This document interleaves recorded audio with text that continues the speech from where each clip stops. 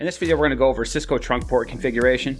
And this is just one video in a much larger series of GNS3 labs for the CCNA certification. So if that interests you, you should check out the rest of those videos in the playlist as well.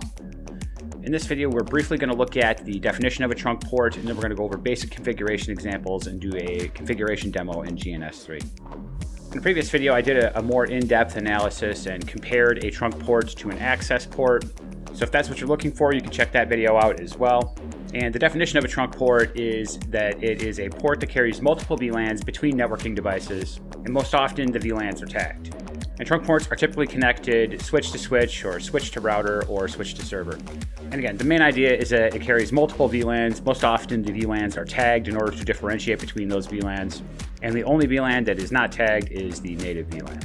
All right, now I have GNS3 pulled up, and our lab is basically at where it was when we left in the last video. So we've got the host name and then VLANs configured on each of the switches. We've got IP addresses configured on VLAN 10, although we're going to shut those down. All right, I'm just going to shut down the interface VLAN 10 on each of the switches, and the point of that is just to demonstrate that you don't have to have an IP address on here in order to get trunking working and pinging between devices that are in the same VLAN across trunks. All right, and then the rest of the config here, I just have here just for reference. So we have IP addresses signed to all of our virtual PCs, and then this is the access port configuration that we have on gig 00 and gig 01 on each of the switches. All right, and then a do show VLAN brief shows that we have VLAN 10 created, and we have gig 00 and gig 01 in that VLAN, and same thing on switch 2. All right, and now we're going to actually configure the trunk ports, which is going to be gig 02 and gig 03 on each of the switches.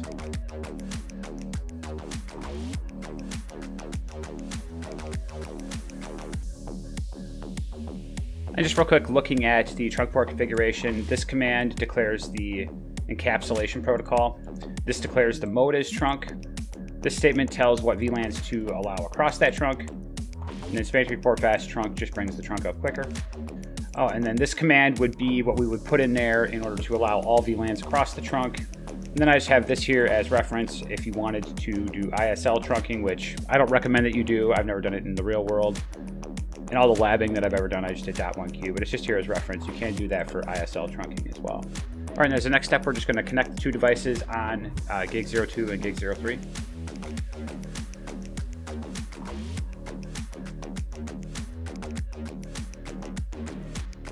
And then to verify, we're just going to do show interface as trunk.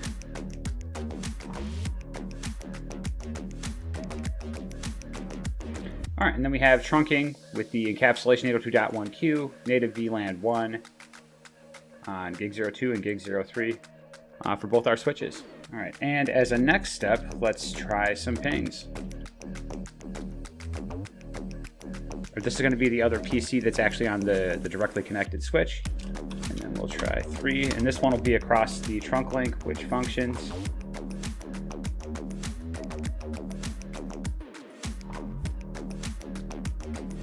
All right, so that's it. Pretty simple configuration. The allowed VLANs on each side of the trunk do have to match.